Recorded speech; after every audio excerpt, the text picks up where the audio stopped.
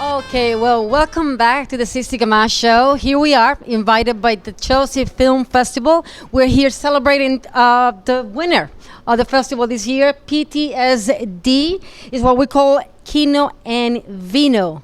They're bringing pretty much the winner to the audience. This is a very exciting time, obviously, to win a prize as a best movie, for a best director, for a best actor. Is something that doesn't happen every single day. So we're going to be interviewing the director, Cedric Godin. He's from Belgium. He's a very smart filmmaker. And of course, the cast, Jason Lopez, who won the best actor. And I'm very much looking forward to it. This is going to be exciting. There's going to be quite a few people here. I know that Elizabeth Kemp, she's going to be moderating the movie, the Q&A right after. So I'm very much looking forward to it. And let's stay tuned. Thank you. So, okay, here we are with the director, the master director, like Elizabeth Kemp said. This is masterful work. It is indeed PTSD. We have a director here, Cedric Godin. How are you?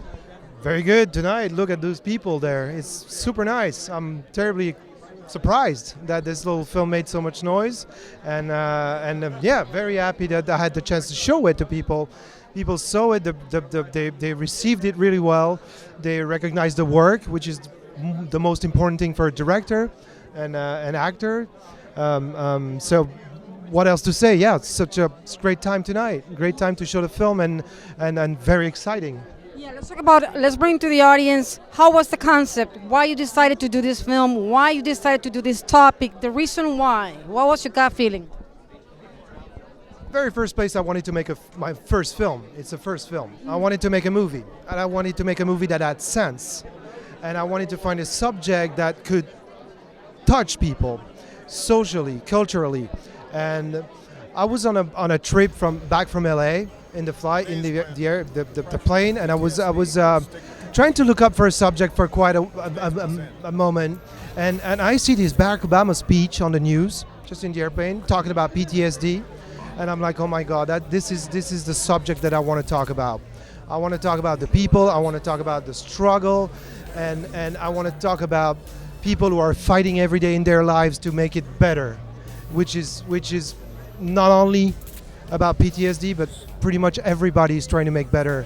It's such a difficult world today, and so it was a perfect subject for me to develop. And I just wrote, literally in 8 hours in my flight, I literally wrote the storyline, and then from there I developed it. Went back to LA, we shot it, I went back for some pickups, and then we started the editing, music, and everything, the whole normal process. And yes, the whole process went through with, step after step, we made the movie happen. And it's the editing was amazing. Tell me about the editor, casting the actors. Casting the actors was kind of pretty easy. All of them were friends. And they were experienced actors. They all are professionals who are working constantly. So no problem about that. I just jumped with them, and they were kind enough to respond so positively to work. But the subject, what is interesting them very well. So we started to work and rehearse and researching for, I couldn't really remember, 4 or 5 months probably before we took the decision to start shooting the film. So from there, I prepared the film and we started shooting. The editing process was the longest process. It was 8 months, because when you have a movie made with such a low budget, you got a lot of things to fix. That's a challenge too. It's a challenge, and another great chance that I had with this film was to have a super professional editor. I had a good DP, and I had a great editor, and I had a great composer. Once again, they were all professional, so it brings values to your project. If I had to edit this myself, we wouldn't be here talking about it tonight. I had professionals working on it, and it's the most important. And when you don't have money, you need time, but you need talent too, and it's something you cannot definitely play with. You need professionals all the way. Now, let me ask you, was it difficult sitting down in the cutting room when you're facing your head, when you're facing your thoughts, facing your footage, and then having everything in front of you, day after day after day, all the footage? Was it overwhelming for you? Was it daunting? Never. Lots of doubts.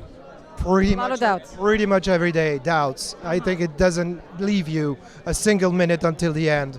Now, as we were constantly editing every day, we were editing every weekends. So it was a great thing in a way because I always had the time to think about it, come back on what was done the previous weekend because we were all working during the week and coming back on what was made the previous weekend and it allowed us to change a few things and it allowed us to have a fresh high each weekend and each period of work we had and we were embracing. So it was a fresh eye, it was energy all the time.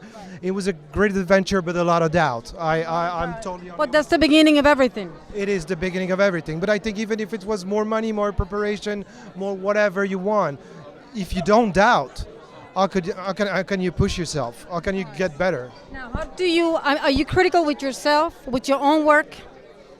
What's your personal note? Forget about the actors, not to the actors, to yourself, to your work. What kind of stuff that you said, okay, Cedric, I gotta make note of this. I have to make note of that. What's your personal notes? I have books of notes. It's you're never sure. How can you be sure? It's a learning process. I think you can ask to any director, first-time filmmaker like me, or someone that has 25 movies behind. I assume we always keep the doubts. It's a learning process. As an actor, you learn all your life.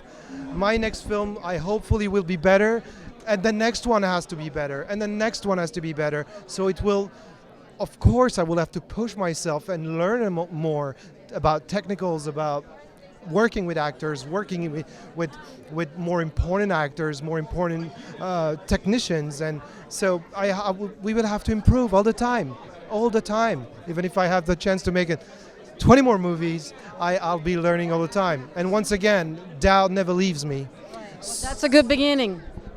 Always. Hopefully. Now, what do you think about the situation with the PTSD, the veterans, people who go to war, they come back, they're haunted, they have scars, they have mental scars, they're emotionally broken, right? They're trying to fit in, they're trying to bring themselves to society in the best way possible. But what would be your message to Obama? If you have a chance to talk to him face to face as a film director, as an artist, what would you say to him? I'm not American. Once again, my point of view is very European. But I think if I had Barack Obama in front of me, I would say thank you because you made me doing this film. Because he created this organization, this governmental organization to help people with PTSD. I think PTSD has been diagnosed as a pathology not so long ago, and I think Barack Obama is for something into it. I think this president, your president, is fighting a lot, is working a lot on the subject, and yeah, if I had him, I would probably tell him, go for more, because that's his job to go for more. That's my job to go for more and improve. And I assume he's probably happy of what he's been doing for his veterans, for the veterans of his countries, because I also think he has veterans in his family and people who suffered PTSD in his own family. But we all want to go further and help more. And he's got, of course, different tools than me, and he's in the White House. He's got more power than me. But he's got a lot of enemies too. Let him do their job, his job. We're doing our jobs, and thank you. I'm super happy to talk about your president. But your president, I think, did a great job about the PTSD cause. I mean, we've met so many organizations, and everybody's complaining about politicians and everything, but that's the game. But back there, some people are really working on what's going on. Right. And PTSD 20 years ago, 30 years ago, after Vietnam, was totally misunderstood. Totally, like Larry said in the movie, people were spitting at him. Today they want to make you a hero, and I think that's the constant work of the people who are involved in the cause and who want to change things, want to change the world. And little step after little step, we come in today, and I think, yes, America now is a powerful country that recognizes its veterans and help them efficiently. So I don't know if everybody is going to be okay with what I say, but that's what I think. And at least this way of thinking pushed me to do something, and I did it. Efficient or not, I don't know. I just try to help. That's my work. That's to be a witness. And to bring awareness. That's what you've done. And certainly not to denounce anything or just talk, just try to denouncing is not my thing. I like to push things forward. Right, of course, but still, like I said once again, even the veterans, you see a lot of homeless. When you walk in Times, I don't know, forget about Times Square. When you're walking in New York City, you see the amount of veterans who don't have a place to live. And reality is the numbers don't lie. The Congress, they got priorities. People struggle. We live tough times. To be a president is not an easy job for anybody, but it's a big problem. I mean, veterans, they shouldn't be homeless. These people, they serve for the country. They pretty much literally putting themselves on the line. They come back home, and not only they're facing and dragging all this emotional baggage, they're facing a reality that they don't have a place to live. So it's the reality. What do you have to say about that? The reality is that you're totally right, and not only veterans are homeless. I think the homelessness is something that shouldn't exist at all in a society that creates so much money, that creates so much power. And I think we're becoming, and this is also why it's so touching to see that some people are still working hard in this world we live in to help others. A society like ours, America, Europe, Russia, wherever, we shouldn't have homelessness. We shouldn't have people starving. It's just my human being opinion, but we shouldn't have that. But I'm sure there are tons of people who are working to eradicate that and other problems, other issues that our society has.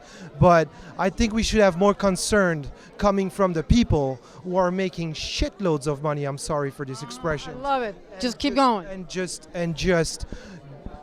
watch these people dying in the streets and just turn around and say, that's not my problem, because that's your problem.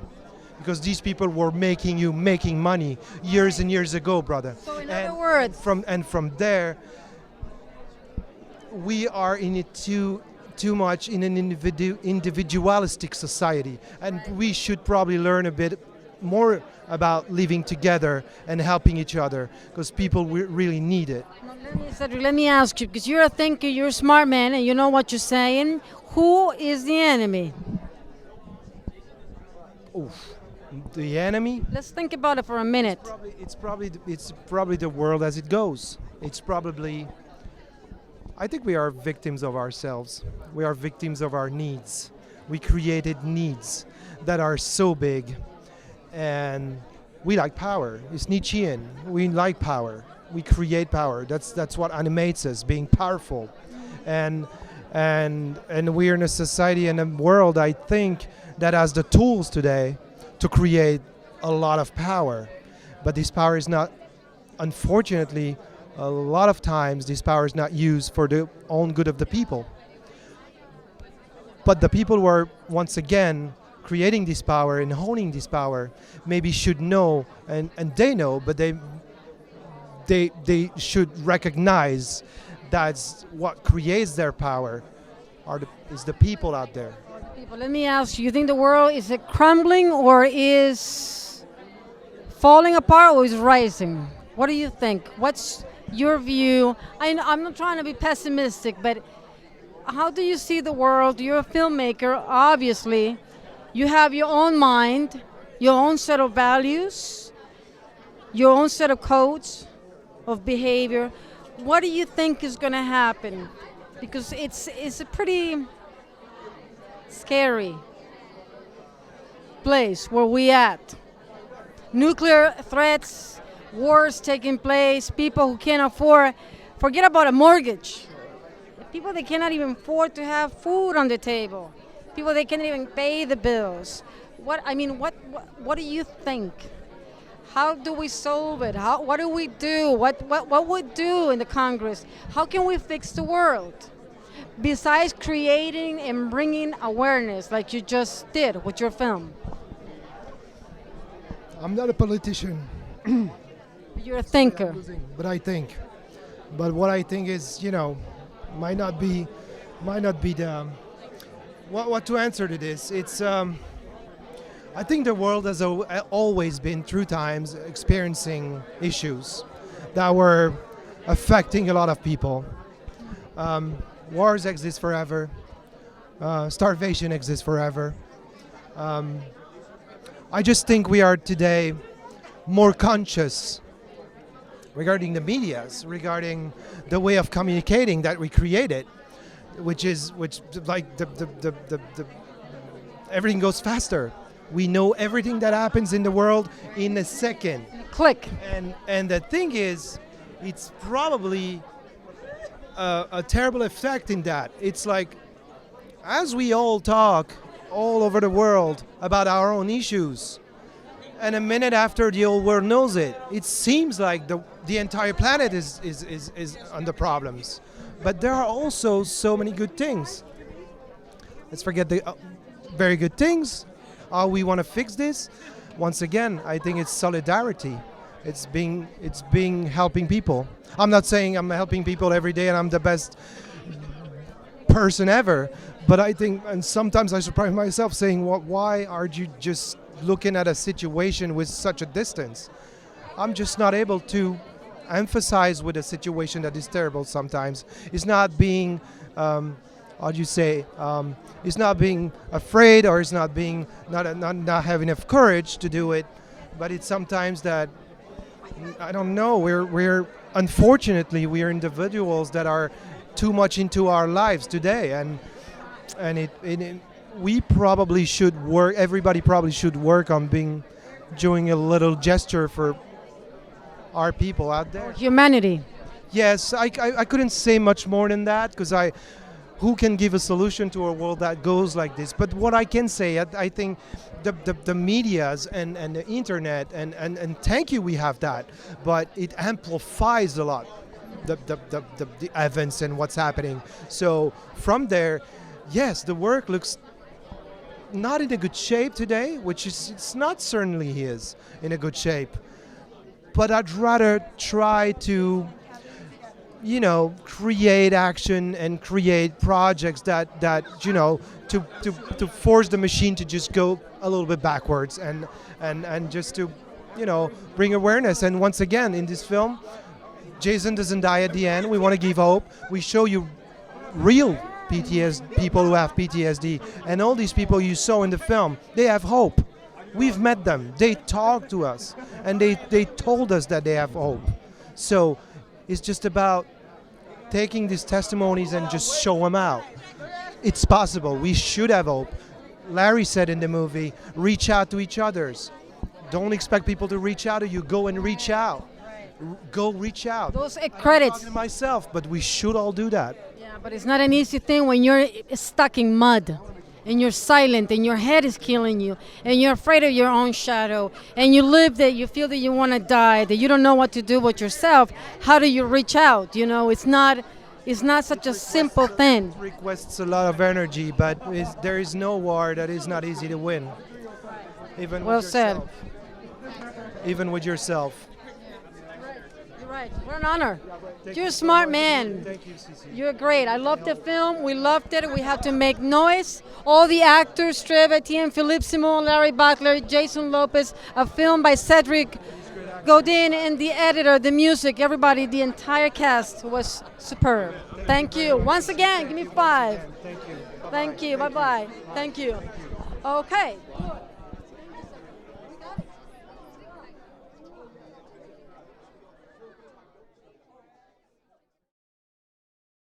Okay, we're on. We're in the red carpet right after the movie PTSD with my man here, Jason Lopez, the main star. How are you?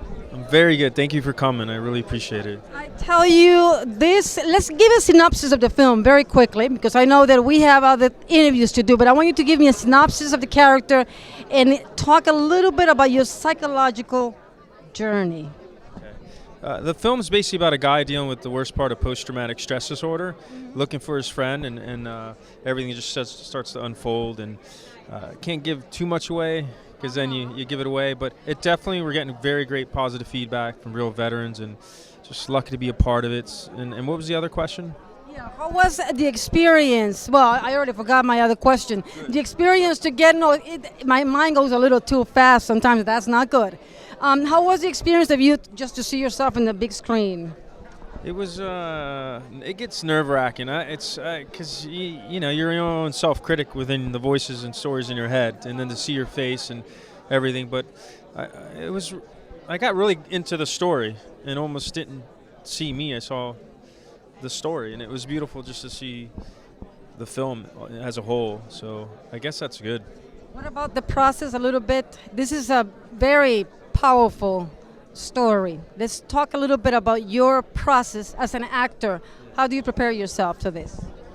At first I just kept reading more about PTSD, surfing through the whole internet, researching, then interviewing veterans and not letting them know that what I was doing, just basically just connecting with them as a human being and finding out, just seeing where they tweaked when you did talk about certain things and just exploring more and more, and then working it on stage and just until the world was there, and there's so much I went into to do. So from if you notice, there's I kind of the possum, if the body language of a possum. So I explored with that, and I explored with so many things, but just ran a lot was part of the character, and searching for Bobby, which is his friend. And I found myself starting to run a lot, and I think that's why I ended up dropping the weight I did, which wasn't the goal. But anyways, I don't know. That's pretty much locked in. Elizabeth Kemp, she moderated. She's one of the board of directors at the Chelsea Film Festival, and she's an amazing acting coach. And she's like, when Elizabeth says that something is good, it's good. Your work was so in, and you were so locked in. Every single moment, like you never dropped that ball, like you were absolutely taken. Wondering about your process when you went home, right after the shoot, after the rehearsal, after the work, really? I stayed in it,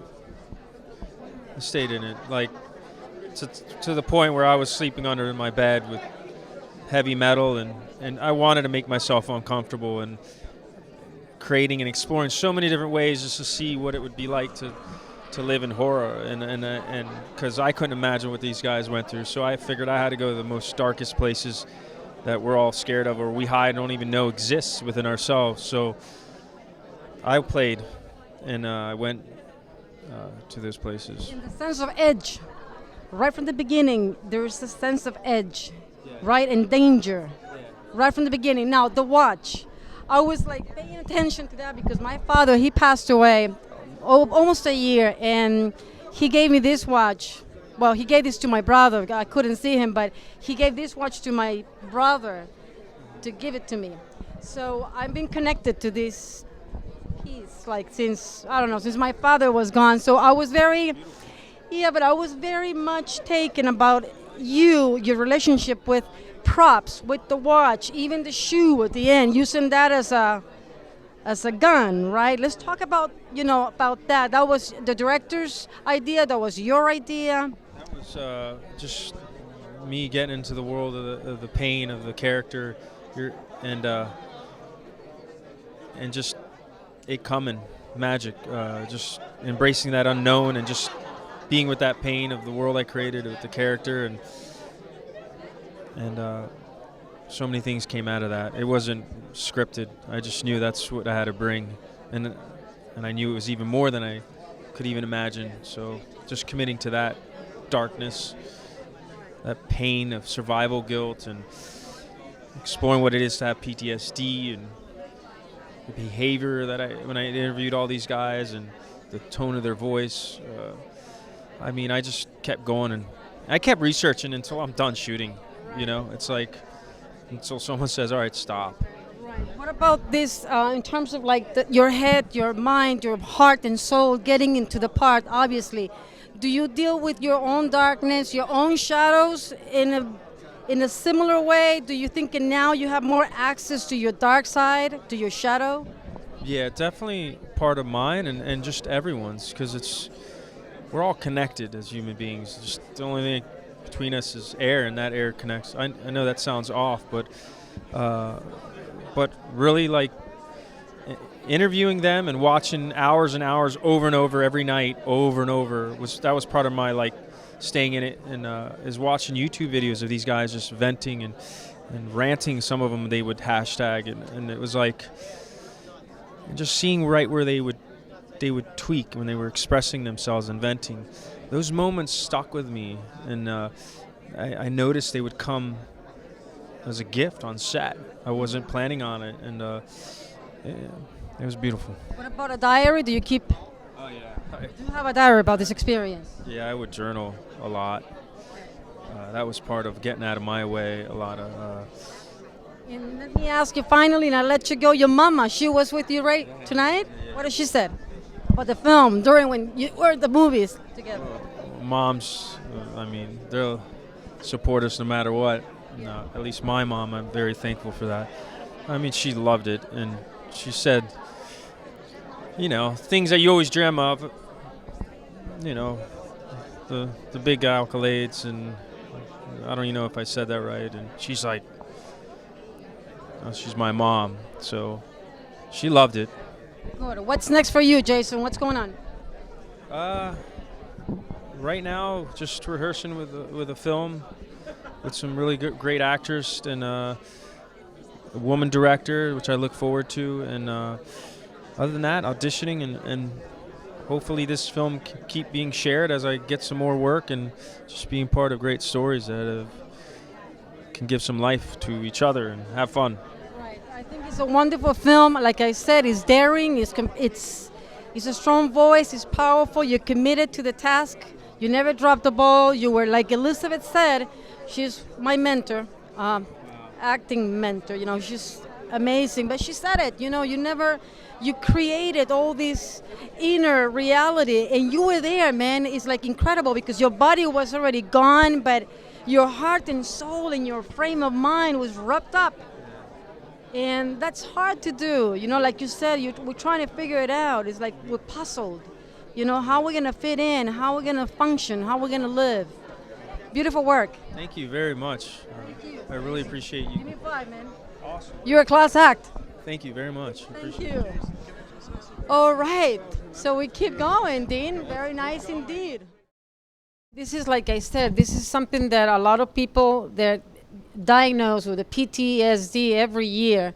And I read that the director, the reason why he decided to do this, because he was listening to an Obama speech addressing this problem and what it means, to America, to this country.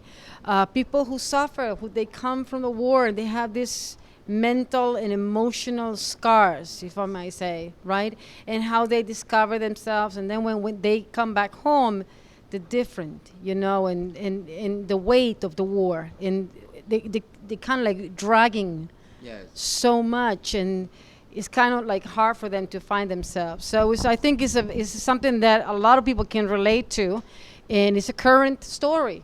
Certainly, Jason Lopez is amazing. En octobre, ici, à New York, il y avait l'association franco-américaine des anciens combattants, de la mémoire, le souvenir des militaires, de toutes les guerres.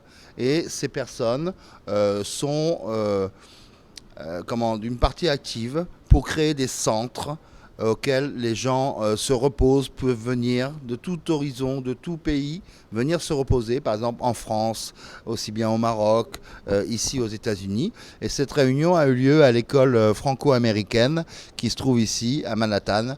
Voilà, donc j'étais participé pour une remise de médailles et c'était très intéressant parce qu'il y a des personnes, et notamment il y a des anciens colonels qui seront là ce soir pour la projection.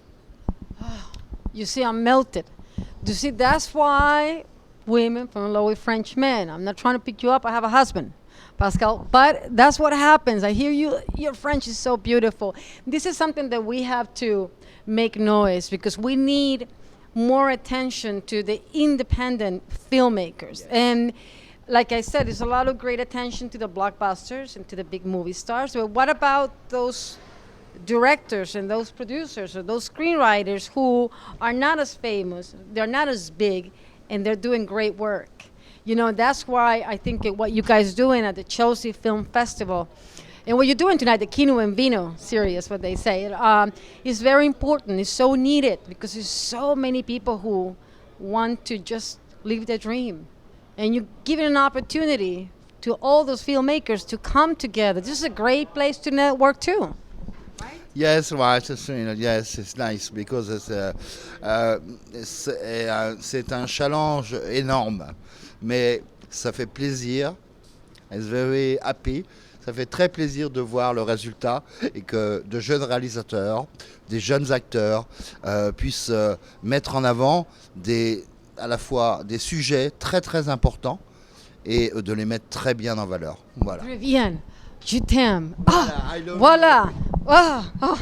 I just melted again, but that's okay. Let's keep it in the QT. So we're going to be having more interviews. You do the entire marketing thing with the Chelsea Film Festival. I tell you, you got a lot of weight on your shoulders. Yes, thank you. Right? Okay, yes. You're all right. managing Yes. good. You're doing what you're doing. Well, thank you so much, and we're going to keep going. Mr. Dean Loring, thank you for watching. And that's what I call a picture. And if I can get a picture from her, that would be nice, too. Okay, here we are with Elizabeth Kemp. She's the board of directors of the Chelsea Film Festival.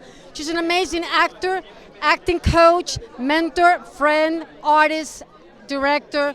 I can keep on and on and on with Elizabeth. This is something that I do very easily. And I do it easily because I love this woman.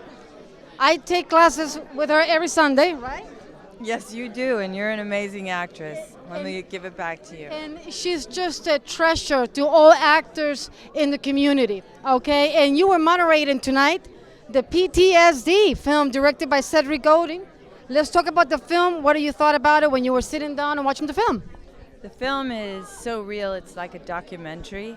It's kind of surprising every once in a while that you're actually watching an actor do work that's being directed. It's the true thing. It's the real thing. And I've known so many people who have had PTSD. My dad served 34 years. My mom served. People very, very close to me, members of the Actors Studio, other actors with whom I've worked, and who just to get out of bed in the morning is a heroic act. And it's so, for me, this film was really true. It didn't have any bling to it. It wasn't trying to be, let's see how we can make money. It was just, let me tell this real story. And they did, beautifully. Yeah, he was locked in, right, Jason Lopez? Like you said it. Let's talk about what you said during the Q&A at the end. He was right in. He was locked in from the beginning. Yeah, I think he had ghosts with him, explosions with him. He had Iraq with him. He had people that he'd shot with him. He kept looking for his friend Bobby, whoever Bobby was real.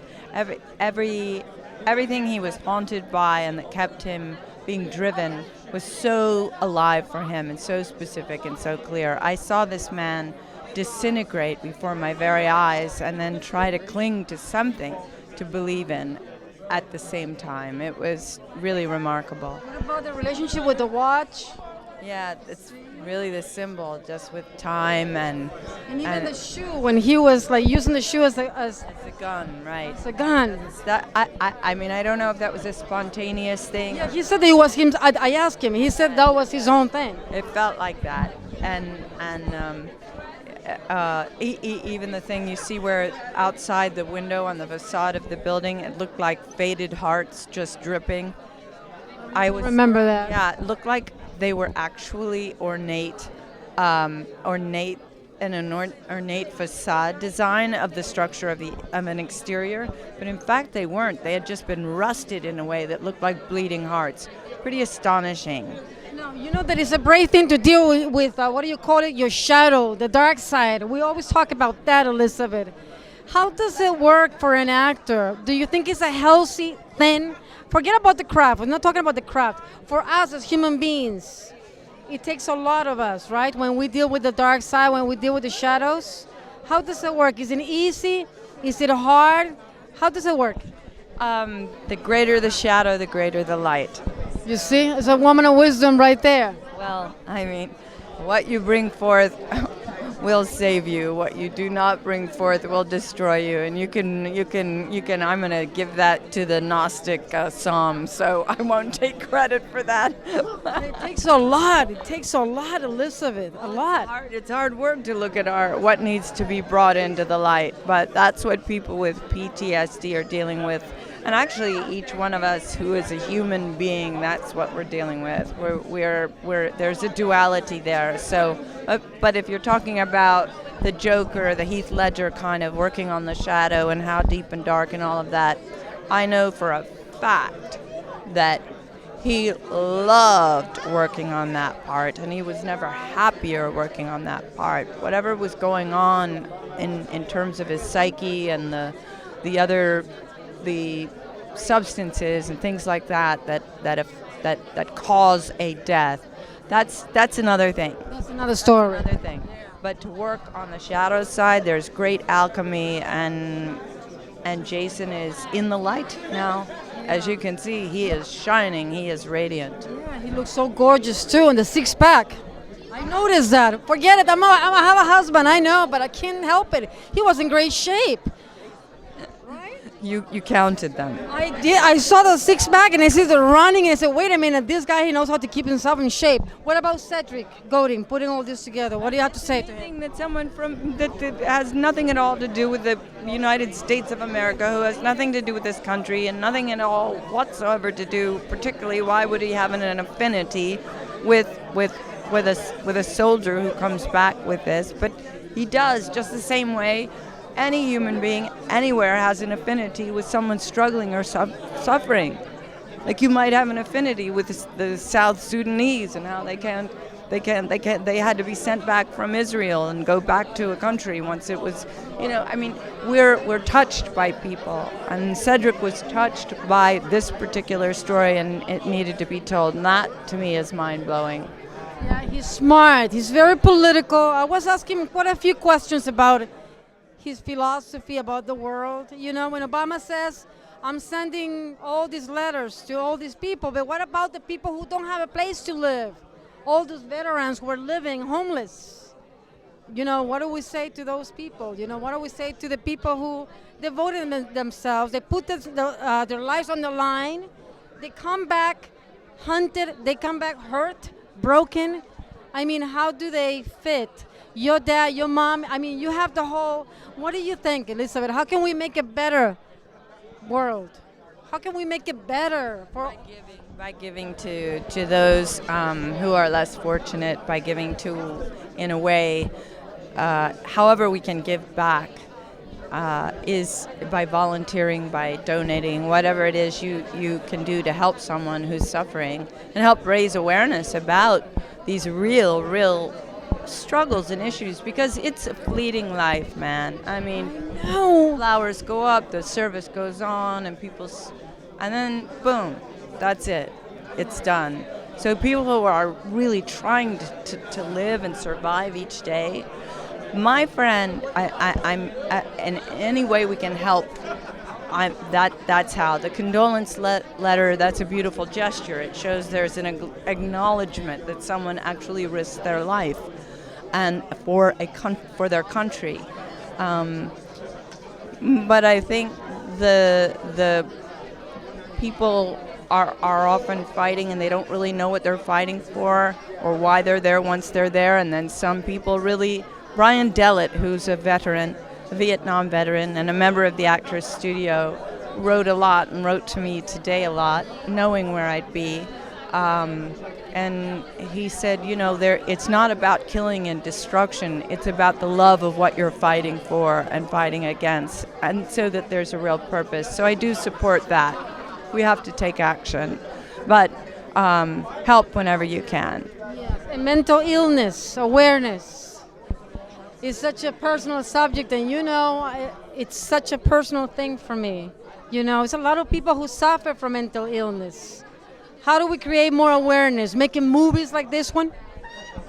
Well, absolutely. Any kind of story, because the whole storytelling is a healing service for the community. I mean, that's the ancient soul of theater. That's what it is. It's to heal, to change, to raise awareness. So that's what we can do. So you maybe ought to think about writing something and developing something on behalf of that struggle that's so real. So I see it, Elizabeth. When I saw this film, it's like your mind can really literally kill you. Honestly, Elizabeth, how can we give so much power to what we think? Why do we give so much power to what's going on up here? How do we silence this fire, this mess? I think there are a lot of practices that people seek out, such as Jason was saying about finding the 10-day silence retreat. There are ways in which everyone can work with. Like Gabrielle Roth has this beautiful movement, 5 Rhythms. She's been dead since 2012, but she says, put your brain and your mind and your feet and move. And it's a really beautiful practice that opens your heart and your soul. I'm not saying that's the answer. I'm saying there are many ways in which we can heal as we grow into whoever we are. And but you know, a friend of mine who is very close to me, who has PTSD, who couldn't be here tonight, but when we were walking down the street after he stepped on something and he went like this, and then he just went into one of those phone booths that are now vacant because we don't really use pay phones anymore, and collapsed and started to sob. And he said he thought he just stepped on a skull, a head, because when he was in Iraq, you would think you were in a pumpkin patch, and your foot would be going down into something that was like a squash, and you'd look down and realize it was the head, you know, of one of the men in your, you know, it's crazy what people are dealing with. And listen, the other day I was walking down the street, sorry to ramble on so much, but the other day I was walking down the street and I thought, what is that backpack doing underneath a scaffolding? And as I got closer to it, I realized it was not a backpack at all. In fact, it was a little man, homeless, and it was his back and his head was bent down. And when I went, oh, you're a man, you know, and he just looked up and I just gave him whatever cash I had, and he got tears in his eyes. It was just like, you know, I didn't save the world. I didn't save his life, but maybe I helped him in one small way. I don't know, but I imagine the PTSD that man has. So, you know, it's everywhere. It's an edge. You bring a lot of light, Elizabeth. You have to do what you do. When I see you in class, when I see you at the Actors Studio, when I see you moderating at the Actors Studio, okay, you're priceless to me. Then I saw you moderating tonight, a class act. You love the craft. Actors, we love you. You honor this craft, and I love you. But I don't know what to say. I know that everybody says, why Sissy is saying so much about Elizabeth Kemp? Why she's so nuts about her? Well, you have to get to know her. That's simple. So I love you. That's all I have to say. Thank you. Thank you. Oh, love it. Love it. But this is a film that we have to make noise, Elizabeth. People have to see it, and this is the real thing. This is a work of art, and it is a tribute to something that you need to know about. Please help support this film. Let's support the independent filmmakers. Come on, guys. People who are making films with no money, just with their heart and soul. They are truly to be honored, you know, and may they rise to the next level where they're actually getting paid. I couldn't believe it. It was his first film, Elizabeth. Yeah. He said it. This is my first film. How can you be so masterful? I have no idea, but he's clear in his head. He's clear. That's what we call a rap. Thank you for watching. Thank you.